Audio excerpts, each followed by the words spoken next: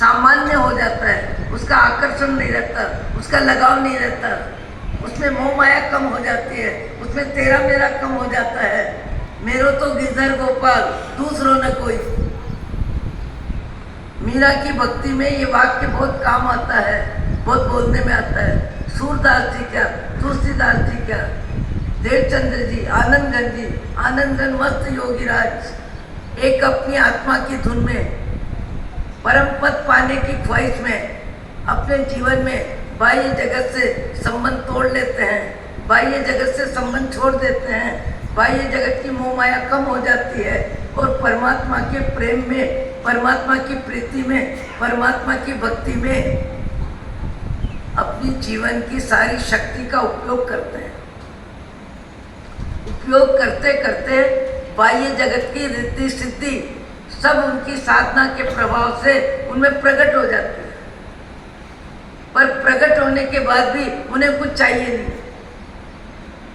उन्हें कुछ चाहिए नहीं। 28 प्रकार की लब्धि भी अध्यात्म योगी के भाव जगत में प्राप्त होती है, पर जो प्राप्त सिद्धियां होती है वो सांसारिक होती है। और जिसे संसार में कुछ चाहिए नहीं, वो अपनी शक्ति का प्रदर्शन कभी अपने लिए करना चाहता नहीं है। एक बार योग ऐसा बना, एक व्यक्ति स्वर्ण सिद्धि के लिए पूरा प्रयत्न करता है, स्वर्ण सिद्धि के लिए पूरा प्रयत्न करता है और ऐसे साधक ढूंढता है, ऐसा मंत्र ढूंढता है और ऐसे योगी से बातचीत करता है कि मुझे मेरे जीवन में क्या चाहिए, स्वर्ण सिद्धि चाहिए। जब चाहूँ जितना चाहूँ मुझे सोना मिल जाए।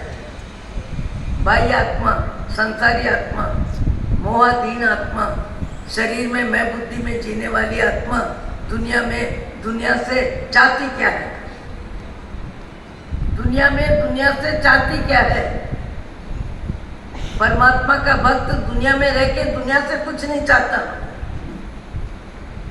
ऐसी भी स्थिति आती है, आप कहोगे महाराज संसार में सब देवी देवता को पूजते हैं, मनोती करते हैं, कोई भैरू जी के जाता है, कोई बालाजी के जाता है, कोई हनुमान जी के जाता है, कोई नाकुड़ा जाता है, कोई दादा गुरु के जाता है। जाते हैं, ये भी सच है, और वो परमात्मा की शरण लेते हैं, परमात्मा को नमस्कार करते हैं, पर वो सांसारिक दृष्टि से सांसारिक इच्छा पूर्ति के लिए परमात्मा की शरण लेते हैं। भले नमन परमात्मा को करते हैं, पर उनकी सांसारिक इच्छा होती है, और सांसारिक इच्छा जब तक होती है वहाँ तक वो असली परमात्मा का भक्त हो ही नहीं सकता। वो पुण्य उसका प्रबल होता है, पुण्य प्रबल होता है, और पुण्य के उदय से उसको सफलता मिलती है, और सफलता में वो देवी देवताओं को, चमत्कारी देव देवताओं को मान्यता देता है, बोलवा करता है, संग लेके जाता है, नोट चढ़ाता है। कई व्यक्ति तो गड्डियाँ की गड्डियाँ भंडार खुलवा लेते हैं। हकीकत में पैसा पुण्य से मिलता है, आशीर्वाद फला ऐसा व्यक्तियों की मान्यता होती है, और मान्यता में पुण्य निमित्त होता है। और नमस्कार किसी भी रूप में करे, कहीं न कहीं परमात्मा को नमस्कार करता है। जो नमस्कार मोक्ष दे सकता है, वो नमस्कार संसार में संसारी को पुण्य का उदय हो तो अनुकूलता देने में भी निमित्त बनता है। अनुकूलता देने में भी उसका प्रणाम, उसका बहुमान, उसका नमस्कार, उसकी भाव शक्ति उसके काम आती है, और भाव शक्ति ही उसको पदार्थ की प्राप्ति में निमित्त बनती है, और निमित्त बनने में आशीर्वाद को मान्यता देता है। पर जिसे संसार से कुछ नहीं चाहिए, ऐसे आनंद घन महाराज परमात्मा की प्रीति में मस्त है। ऋषभ जिनंद सुप्रीतड़ी किम कीजे हो कहो चतुर विचार, ये देवचंद्र जी महाराज का स्तवन है। और दूसरा स्तवन आनंदगंज जी का है। प्रथम प्रथम जिनेश्वर प्रीतम महारो रे और न चाहूं रे कंत। प्रथम जिनेश्वर प्रीतम महारो रे और न चाहूं रे कंत। मुझे मात्र परमात्मा की प्रीति चाहिए, परमात्मा की भक्ति चाहिए, उसके अतिरिक्त संसार में संसार से मुझे कुछ नहीं चाहिए। और न चाहूं रे कंत। ऐसी स्थिति में वो अपनी साधना में तल्लीन है, मस्त है। एक व्यक्ति वर्षों से प्रयत्न करता है, कई व्यक्तियों से मिलता है, साधकों से मिलता है, मंत्र जंत्र तंत्र वालों से मिलता है और कहता है मुझे मेरे जीवन में कैसे भी स्वर्ण सिद्धि प्राप्त करनी है। जिसकी लगन जिसमें होती है, पूरी तरह लगन होती है, वह व्यक्ति उस लगन में लगता है और उसका पुण्य साथ देता है तो वो इस स्थिति को प्राप्त भी करता है। पर वो संसारिक है सब। जैसे एक व्यक्ति ने मुझे कहा कि महाराज मैं 100 रुपया महीने में 20 वर्ष तक सर्विस करी, पर उसके बाद मुझे लगता है मुझे स्वयं को व्यापारी बनना है, मुझे स्वयं को व्यापारी बनना है। मैंने लाइसेंस लेने की कोशिश की, सोने चांदी की दुकान के लिए सारा प्रयत्न किया। अब प्रयत्न में पुण्य भी प्रबल है, चाह भी तीव्र है और पूरा प्रयत्न है। उस व्यक्ति को सफलता मिलती है और सफलता मिलती है, उसमें पुण्य, उसका पुरुषार्थ सफल होता है। पर सफल कब होता है? जब उसके भाग्य में लक्ष्मी का योग होता है। लक्ष्मी का योग होता है, उसे सामान्य निमित्त में भी सफलता मिल जाती है। पर जिसको अर्थ लाभ का योग ही नहीं है, कभी कभी ऐसे व्यक्ति भी देखने को मिलते हैं कि पूरे जीवन में प्रयत्नशील रहते हैं, पर प्रयत्न का परिणाम जितना उनको मिलना चाहिए, जैसा मिलना चाहिए, जितना जल्दी मिलना चाहिए, नहीं मिलता है और कईयों को मिल जाता है। आपने कितनी बार सुना है, तप में, त्याग में, सामायिक में, स्वाध्याय में, सब में भाव मुख्य है। एक अर्थ लाभ का योग ऐसा है जिसमें पुरुषार्थ 2 नंबर पे रहता है और भाग्य 1 नंबर पे रहता है। भाग्य 1 नंबर में, अर्थ लाभ में रहता है, बाकी सारी प्रवृत्तियों में भाव मुख्य होता है।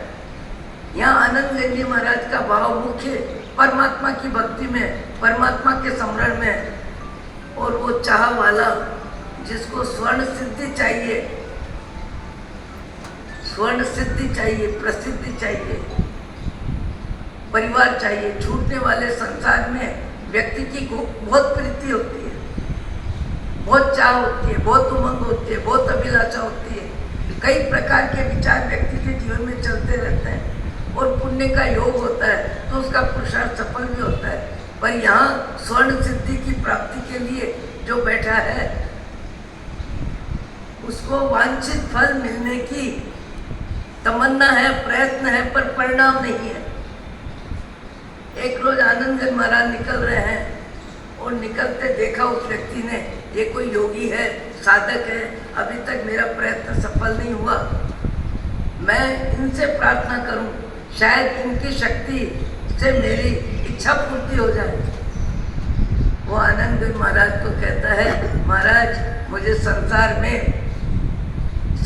में स्वर्ण सिद्धि की ख्वाहिश है, प्रयत्न है, काफी समय से, कई प्रकार से, कई व्यक्तियों का सहयोग भी मिला, पर अभी तक मेरी साधना सफल नहीं हुई।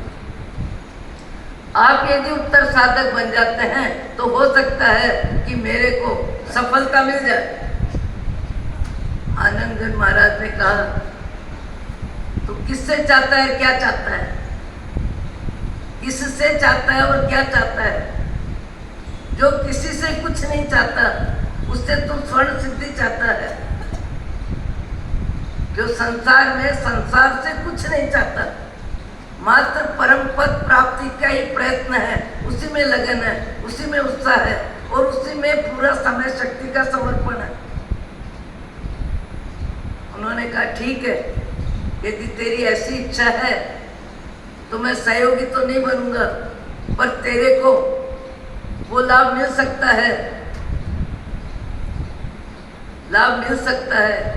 एक दूर जाकर के किसी पत्थर पे, किसी पाषाण पे उन्होंने बाथरूम की क्रिया की, और बाथरूम की क्रिया की, जहां जहां बाथरूम का पानी फैला वो पत्थर उतने दूरी में वो पत्थर स्वर्ण बन गए। 28 प्रकार की लब्धियों में सारी बातें आती है। और आनंदगन महाराज ने कहा कि स्वर्ण सिद्धि के लिए तू मेरा उपयोग करना चाहता है, ये स्वर्ण सिद्धि तो तेरे को मेरे बाथरूम से भी मिल गई। जितनी दूरी में बाथरूम का पानी फैला उतनी दूरी में पूरी स्वर्ण सिद्धि प्रकट हो गई उसके लिए।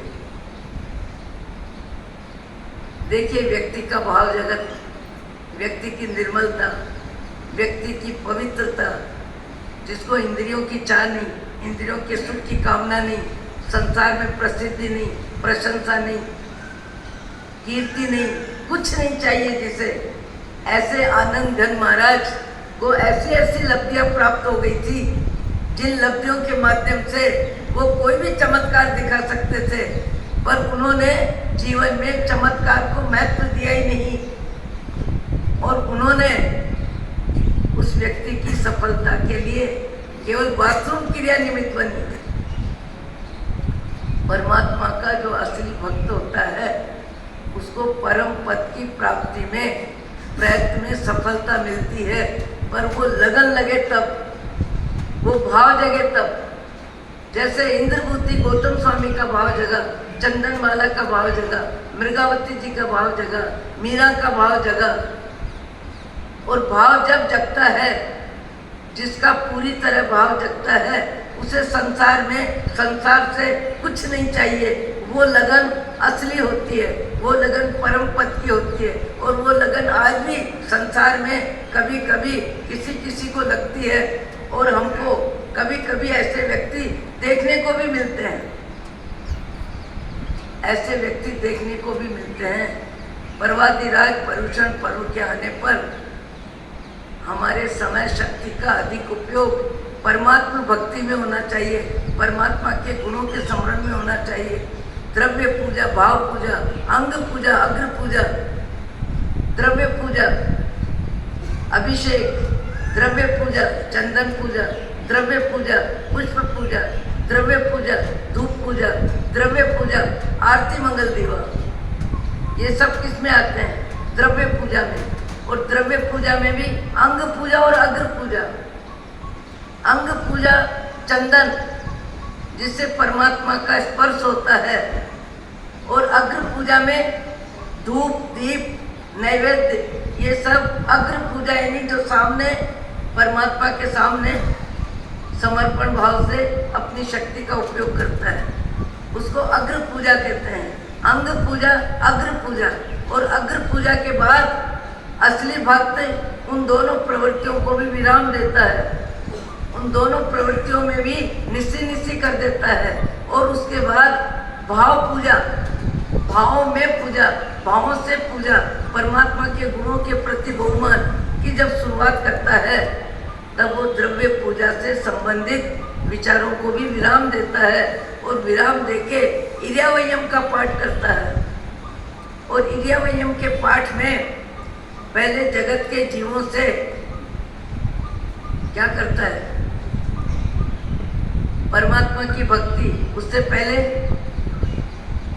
जीवों के साथ मैत्री भाव, और मैत्री भाव में क्षमा भाव, और क्षमा भाव में विनम्रता, और विनम्रता में विनय, और विनय में अपने अवगुणों के प्रति, अपनी गलती के प्रति, चलने में, आने में, जाने में, जो भी मेरी दूसरे जीवों को मेरे व्यवहार से, मेरे चलने से, मेरे बैठने से, मेरे बोलने से, मेरे खाने से जो भी तकलीफ होती है, व्यक्ति सब जीवों से क्षमा याचना करता है। यहाँ मंदिर में परमात्मा की भक्ति करते हैं, तब परमात्मा की भक्ति 2 नंबर पे है। उससे पहले जीव मैत्री है, उससे पहले जीव मैत्री है। और जीव मैत्री का शंखनाद अपने यहाँ संवत्सरी पर्व को पूरे विश्व में गूंजता है। क्षमापना क्षमापना क्षमापना क्षमापना। जो व्यक्ति मिलता है क्षमापना, परिवार से क्षमापना, मित्रों से क्षमापना, सबके साथ पूरे विश्व में जैन धर्म में संवत्सरी पर्व एक वर्ष में एक दिन ऐसा पर्व आता है जिस रोज व्यक्ति सब जीवों के साथ क्षमा याचना करता है। जीवन भर में जब जिससे जो गलती होगी सबकी क्षमा याचना। और ऐसे देखा जाए तो सवेरे शाम 2 बार, फिर पाक्षिक प्रतिकोण में, फिर चौमासिक प्रतिकोण में, फिर संवत्सरी प्रतिकोण में सब जीवों से क्षमा याचना करता है। वो मैत्री भाव, परम पद की प्रीति जिसे जग जाती है, उसके जीवन में मैत्री भाव का विकास होता है। और मैत्री भाव का विकास होता है। मित्रता और मैत्री दो में बहुत अंतर है। मित्रता में स्वार्थ होता है, मित्रता में अपेक्षा होती है, मित्रता में आना जाना खाना पीना होता है, एक दूसरे से हाथ मिलाना होता है, एक दूसरे के स्वार्थ पूर्ति में निमित्त बनता है, एक दूसरे की जरूरत में अपना सहयोग करता है। आज भी संसार में कभी कभी कहीं कहीं व्यापार में भी मित्रता लंबे समय चलती है। मालेगांव के पास नासिक नांदगांव एक परिवार तिवरी का पारक परिवार, उनके वहाँ व्यापार में मित्रता 150 वर्ष से कायम है। यानी पीढ़ी दर पीढ़ी व्यापार में भी मित्रता निभ रही है। संसार में भी मित्रता कब निभती है? जब विचारों में उदारता होती है, विचारों में सहयोग भावना होती है, किसी के हल्के लूखे तीखे शब्द सहन करने की शक्ति होती है, तब व्यक्ति अपने संबंधों में सुरक्षित रखता है। और जहाँ उसके अहंकार को ठेस लगी, उसकी स्वार्थ पूर्ति में बाधा हुई, हंसना बोलना खाना आना जाना बैठना उठना, उसमें भी जब व्यक्ति का भाव जगत एक दूसरे के अनुकूल नहीं होता है तो मित्रता बनने में भी समय नहीं लगता और मित्रता टूटने में भी समय नहीं लगता। छाये मैत्री खल सज्जनानाम। संसार में भी प्रीति के लिए यहाँ तक कहा है कि सामान्य व्यक्ति की प्रीति कैसी होती है? सूर्योदय के समय व्यक्ति जब खड़ा होता है, उसकी छाया लंबी लंबी और लंबी रहती है। उस सूर्य के सामने, सवेरे सूर्य के सामने जो व्यक्ति खड़ा होता है, उसकी छाया लंबी लंबी लंबी होती है। आरंभ दूरवी खूब लंबी होती है। जैसे जैसे सूर्य बढ़ता है, जैसे जैसे सूर्य बढ़ता है, वैसे वैसे उसकी छाया कम होती जाती है। कम होते होते उसके शरीर जितनी रह जाती है 12 बजते बजते। छाये मैत्री खल सज्जनानाम, ये दोहा आता है, श्लोक आता है। और सज्जनों की मित्रता कैसी होती है? प्रारंभ में सामान्य होती है, संक्षिप्त होती है। 12 बजे का सूर्य के सामने उसकी छाया एकदम उसके आसपास ही खड़ी रहती है। उसकी छाया उसके आसपास ही खड़ी रहती है। पर जैसे जैसे समय बीतता है, वैसे वैसे उसकी छाया लंबी होती जाती है। और लंबी होते होते होते प्राणांत तक, सूर्यास्त तक उसकी छाया और ज़्यादा लंबी हो जाती है। यानी सज्जन व्यक्तियों की मित्रता जीवन में प्रारंभ होती है, पर पूर्णता सूर्यास्त के समय होती है, यानी जीवन तक रहती है। सामान्य व्यक्तियों की मित्रता टूटती है, बनती है, बिगड़ती है, बदलती रहती है। यहाँ परमात्मा की प्रीति में कोई स्वार्थ नहीं है, कोई अपेक्षा नहीं है, कोई चाह नहीं है। परमात्मा की प्रीति में परमात्मा के गुणों की भक्ति होती है, और गुणों की भक्ति करता है उसको गुण की प्राप्ति होती है। देवचंद्र जी महाराज ने भगवान की स्तवना में कहा है, परमात्मा की प्रीति जितनी बढ़ेगी, परमात्मा की प्रीति में गुणों का अहोभाव जितना आएगा, व्यक्ति के जीवन में उतना ही विकास होगा, गुणों का विकास होगा, सद्भावना का विकास होगा, मैत्री भाव का विकास होगा और परम पद पाने के मार्ग में उसको प्रवेश मिल जाएगा। और प्रवेश मिल जाएगा, वो कभी परम पद प्राप्त करेगा। पर परमात्मा की प्रीति में स्वार्थ की गंध नहीं होनी चाहिए, केवल गुणों की महिमा होनी चाहिए। पानी तना जाने वाले आदिश्वर भगवान के चरणों में जितनी भी भक्ति से शक्ति का उपयोग करते हैं, सब परमात्मा की भक्ति ही हेतु होती है, वहाँ कोई लगभग मांग नहीं होती है। संकेश्वर में भी जितने भी भवी जीव 1 महीने में भी जाते हैं, 4 महीने में, 6 महीने में, कोई व्यक्ति तो हर सप्ताह, पर परमात्मा के चरणों में जाने वाला परमात्मा के चरणों में इतनी प्रार्थना करता है, भगवान मुझे सद्बुद्धि देना, भगवान मेरे जीवन में गुरु का विकास हो, मेरे जीवन में संसार की मोह माया कम हो, मेरे जीवन में परम पद पाने की अभिलाषा पैदा हो। जहाँ परमात्मा पहुँचे हैं, परम गुणी परमात्मा के प्रति जब जिसकी प्रीति आती है, प्रीति की शुरुआत होती है, तो उस व्यक्ति के जीवन में मित्रता मैत्री भाव का विकास होता है, गुणों का विकास होता है। और एक बहुत अच्छी बात ये होती है कि दूसरों के अवगुणों को देखने में, बोलने में, सुनने में उसकी मति मंद हो जाती है। शब्द क्या बोल रही हूँ?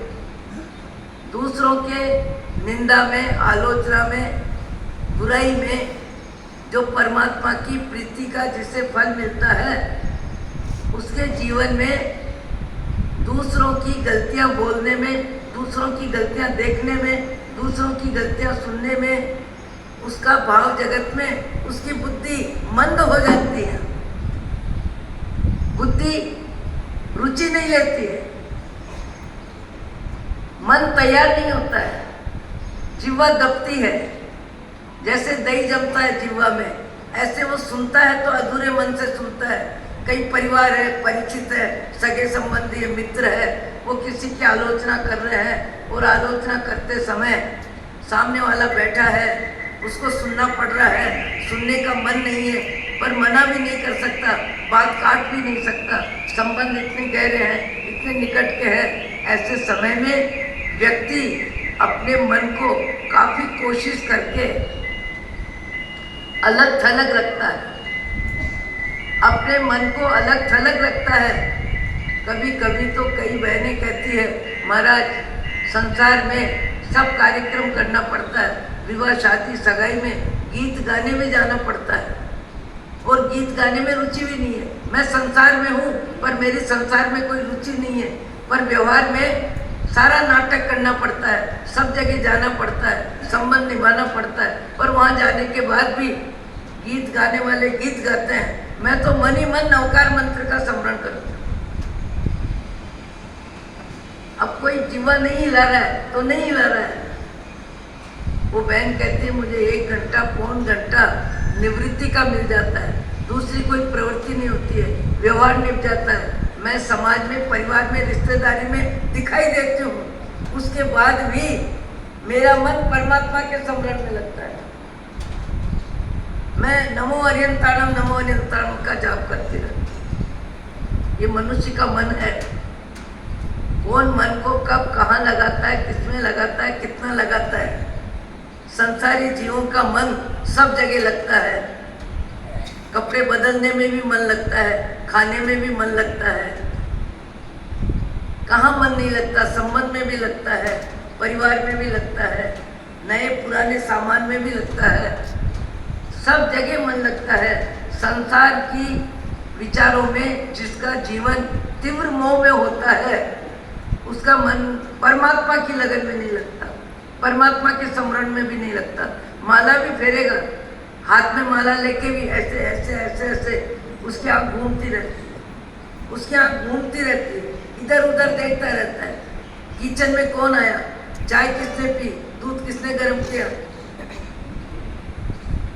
आँख घूमती रहती है। क्यों घूमती है? जो कार्य करने के लिए बैठा है परमात्मा के स्मरण में, उसमें उसका मन नहीं लग रहा है, व्यवहार से कर रहा है, कहा है इसलिए कर रहा है, गुरु महाराज ने नियम दिलाया इसलिए कर रहा है, पर मन नहीं लग रहा, मन नहीं लग रहा है तब मन कहाँ घूमता है? दूसरे कार्यों में घूमता है। और जहाँ मन लगता है, आप 25 व्यक्तियों के बीच में बैठे हो, आपके किसी व्यापारी से व्यापार से संबंधित बात चल रही है, अर्थ लाभ का योग है, हल्ले में भी आपका मन एकांत रहता है, हल्ला बाहर होता रहता है, कानों तक शब्द आते रहते हैं, पर आपका मन उन सारी प्रवृत्तियों में नहीं लगते हुए अपना जो इष्ट फल है, अपना जो व्यापार से संबंधित बात है, अर्थ लाभ का योग है, वहाँ उसका कान लगता है, आवाज लगती है, बुद्धि लगती है, और सब तरफ से हल्ला आते हुए भी हल्ला का असर मन में नहीं आता। क्यों नहीं आता? जिसकी जिसमें लगन होती है, उसका मन उस समय सब तरफ से हट जाता है, हट जाता है। आपको हमको 8 दिन परमात्मा की भक्ति, परमात्मा की शरण, परमात्मा के चरण, ज़्यादा में ज़्यादा हे परमात्मा परम पद पाने योग्य तो बनूंगा तब बनूंगा, पर मुझे आपके दर्शन का लाभ, बंधन का लाभ, सेवा का लाभ, पूजा का लाभ इतना तो मिले कि मेरे मन में सज्जनता के लक्षण प्रगटे, मैत्री भाव के लक्षण प्रगटे, दूसरों की गलतियां देखने में, बोलने में मेरे भाव जगत में अरुचि होने लग जाए, अरुचि होने लग जाए। आज भी ऐसे महामानव हैं जिनको दूसरों की गलतियां सामान्य लगती है और अपनी गलती विशेष लगती है। अपनी गलती को कई व्यक्ति लाल आंख बताते हैं कि मेरे भाव जगत में ये भाव क्यों आए, ये विचार क्यों आए, ये विचारों की तुच्छता क्यों है, मुझे ऐसा नहीं करना है। और दूसरों के लिए अरे भाई संसार है, संसार में सब चलता है, सबको सब होता है, अपन किसकी बात करें, क्यों बात करें, अपना मन ही सुधारने के लिए बोलते हैं। आपने कभी देखा होगा अचलगढ़, आबू में अचलगढ़ के ऊपर हम लोग यात्रा करने गए, छत पे चढ़ गए, छत पे चढ़ के देखा कि आबू का रोड नीचे जितना चल रहा है, चलने वाले हजारों लोग हैं, सैकड़ों लोग हैं, पर ऊपर हम जहाँ खड़े हैं, जितनी ऊंचाई पे खड़े हैं, हमको वो व्यक्ति बहुत कम में कम, छोटे में छोटे दिखाई दे रहे हैं। जैसे आपको प्लेन से संबंध होगा, मुझे मालूम, छोटे में छोटे व्यक्ति दिखाई दे रहे हैं, जबकि उनका शरीर, उनकी लंबाई चौड़ाई जितनी है उतनी है, पर हम इतनी ऊंचाई पे हैं, इतनी ऊंचाई पे हैं कि जितनी ऊंचाई पे होने की वजह से वो व्यक्ति हमें बहुत छोटे लग रहे हैं। उस समय हम परस्पर बात कर रहे थे कि देखो महामानव जो होते हैं उनको दूसरों की कमियां इतनी सामान्य, इतनी कम इसलिए लगती है कि वो स्वयं बहुत ऊंचाई पे होते हैं। उनके जीवन में दुर्गुणों का संग्रह समाप्त हो रहा है और सद्गुण बढ़ रहे हैं। तो ऐसे व्यक्तियों के जीवन में जो जितना ऊंचा उठ जाता है, ऊपर उठ जाता है, वो दूसरों की गलतियों को न तो ग्लानि फर्क आता है, न सुनने में रुचि होती है, न देखने में रुचि होती है, न बोलने में रुचि होती है। 8 दिन हमारे पर्युषण पर्व की आराधना में हम इतना भी कर सके कि किसी की गलती नहीं बोलेंगे, किसी की आलोचना नहीं करेंगे, सहयोग देंगे, सुविधा देंगे, कोई कमी होगी तो ठीक करेंगे।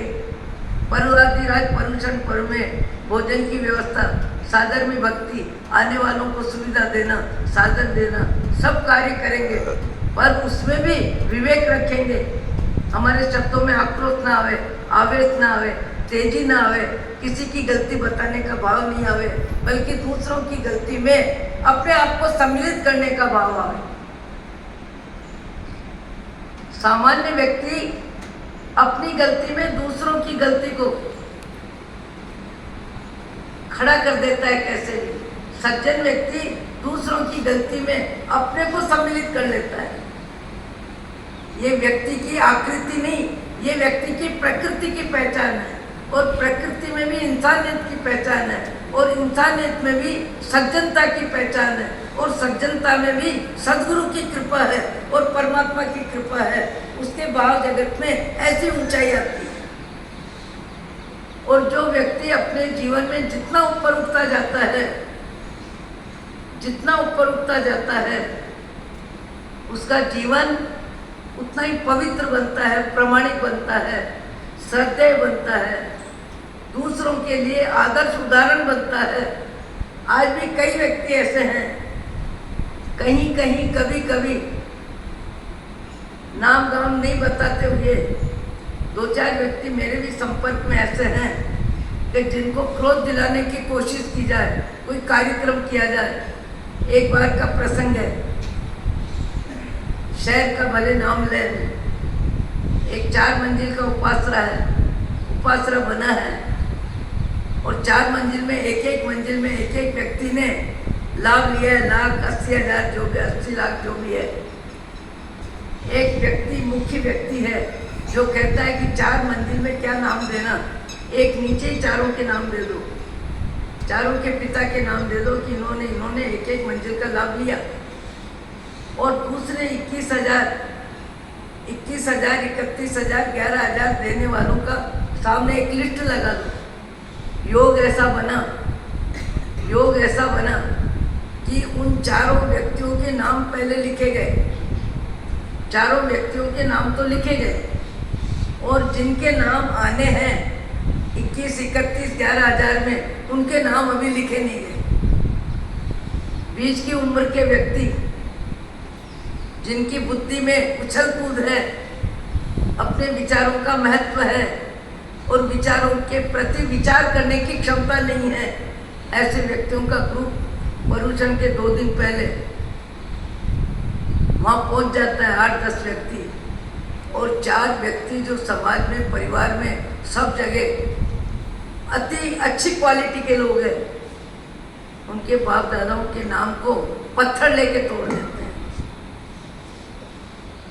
पत्थर लेके तोड़ देते हैं। और कब? पर्यूषण के 2 दिन पहले।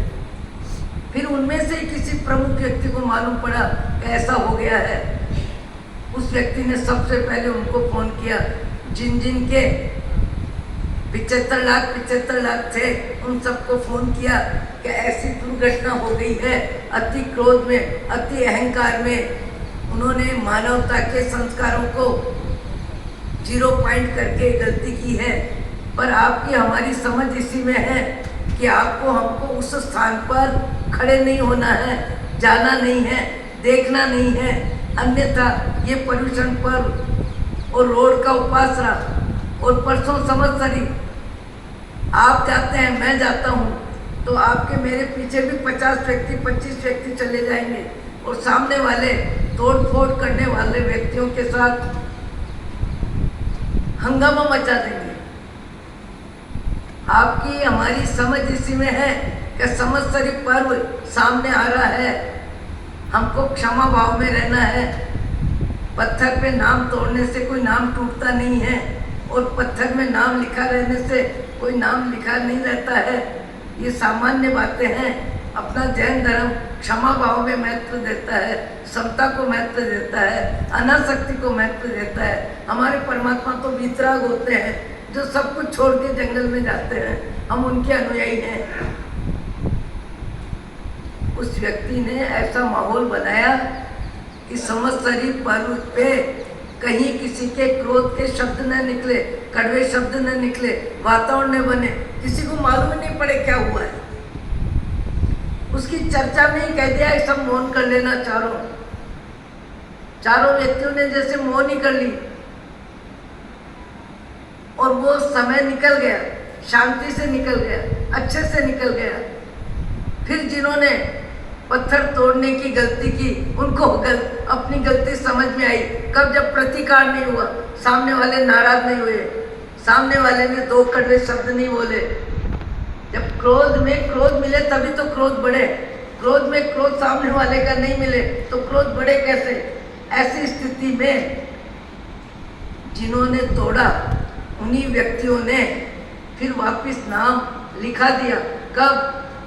जब इन्होंने पहले 21,000, 31,000, 11,000 वालों का नाम बोले हमारी फटाफट लिखवा दिए सबके नाम। फिर उनको लगा कि अपन ने जल्दीबाजी में, उतावले बावले में, अहंकार में, अति क्रोध में जो कार्य किया वो गलत तो किया। हकीकत है गलती करने के बाद व्यक्ति को गलती समझ में भी आ जाती है। गलती समझ में आई, गलती में ग्लानि होने लगी, शर्मिंदा होने लगे, अब कैसे क्या बोले उनको। तब फिर वापस नेम प्लेट खुद ने लिखाई और जाके कहने लगे हम आपसे क्षमा मांगते हैं। बोले क्षमा किस बात की? हमने गलती की, हमारी गलती आपने समझाई, और वो ज़्यादा में आपने पत्थर तोड़ दिया। हमने हमारी गलती समझ के 31, 21, 11,000 वालों के नाम लिखा दिए। आपने हमको गलती समझाई, हमको गलती समझ में आ गई, हमने गलती का सुधार कर लिया, किस बात की क्षमा? देखो समाज में ऐसे भी विशिष्ट व्यक्ति होते हैं और 2-4 व्यक्ति भी होते हैं, तो कभी कभी समाज में क्लेश के वातावरण को बनने से रोक लेते हैं, संभाल लेते हैं। परिवार में, समाज में ऐसे व्यक्ति भी होने चाहिए जो बिगड़ते हुए खेल को सुधार दे, बिगड़ती हुई बात को ठीक कर दे, बिगड़ती हुई बात में मौन कर ले। आखिर महामानव बनने का तरीका क्या है? और महामानव नहीं बनेंगे तो मनुष्य शरीर में आने का अर्थ क्या है? फिर घोड़े गधे बनने के लिए, बैल बकरी बनने के लिए जीवन फिर बदल जाएगा, और फिर बदलने के बाद इस मनुष्य जीवन की कीमत क्या होगी? यदि हम पशु गति में चले गए, हमारे संस्कार नहीं सुधारे, हमारा स्वभाव नहीं बदला, हमारे सद्गुण नहीं बढ़े, हमारे दुर्गुण कम नहीं हुए, और मनुष्य शरीर की आयु समाप्त होने पर फिर जब हम तिर्यंच गति में चले जाएंगे, अपमान और अभाव सहन करने के लिए जाएंगे, तब हमारी मनुष्य जीवन में आने की कीमत क्या होगी? कीमत क्या होगी? कोई व्यक्ति करोड़ कमा लेता है और वो रोड पे आ जाता है तो उसको समझ में आती है कि मेरी करोड़पति होने की कीमत क्या है। आज तो मैं सड़क पे खड़ा हूँ, आज तो मैं सड़क पे खड़ा हूँ। ऐसे ही मनुष्य को छोड़ के जो तिर्यंच गति में जाते हैं, उनके जीवन की कीमत क्या? मनुष्य जीवन मिला इसका अर्थ क्या? जब ऊपर नहीं चढ़े, ऊंचे नहीं चढ़े, क्षमा भाव, सद्गुणों की संपन्नता में आपका जीवन पवित्र और प्रमाणिक महापुरुषों के मार्गदर्शन के अनुसार नहीं बना, तो मनुष्य जीवन में आना नहीं आना कब बेकार हो जाएगा। यदि यहाँ से फिर धड़ाम तिर्यंच गति में जाके गिरेंगे, न धन काम आएगा, न धन काम आएगा, न परिवार काम आएगा, न शरीर की सुंदरता काम आएगी, न पूर्वजों का नाम काम आएगा, कुछ भी काम नहीं आएगा। आपको आपका जीवन ही काम आएगा, आपके विचार ही काम आएंगे, आपका भाव जगत ही काम आएगा, और आपका भाव जगत आपको धड़ाम से तिर्यंच गति में धक्का दे देगा, तो ये नाम, ये दाम, ये इज्जत, ये सब क्या हो जाएगी? ओम शांति, ओम शांति, ओम शांति। भगवान आपको, मुझको, सबको सद्बुद्धि दे। 8 दिन पर्युषण पर्व में कम से कम क्लेश के वातावरण में अपनी भूमिका न दें, छोटी मोटी बात में भी मौन रहें, और किसी की आलोचना करने में जिह्वा न हिलाएं। अट्ठाई करने वाले करेंगे, 8 दिन अट्ठाई करने वाले भी कई महानुभाव निकलेंगे, आयमिल एकादशा करने वाले भी निकलेंगे। पर ऐसे भी व्यक्ति है जिनके पास दवा ज़्यादा है, या जिनके पास खाने की आदत है, उपवास करने की मानसिक क्षमता नहीं है, ऐसे व्यक्तियों को कम से कम रात्रि भोजन तो छूटता ही है, रात्रि भोजन तो छूटता ही है पर्युषण पर्व में। पर निंदा के विचार, निंदा के शब्द हमारी जिह्वा से न निकले, आलोचना के शब्द न निकले। काम बिगड़ता हो तो सुधारने की कोशिश करें, पर बिगड़ते हुए काम में और उसकी चर्चा करके वातावरण को दूषित न करें। इतना भाव जगत आपको, मेरे को, सबको बनाना चाहिए। ओम शांति, ओम शांति, ओम शांति।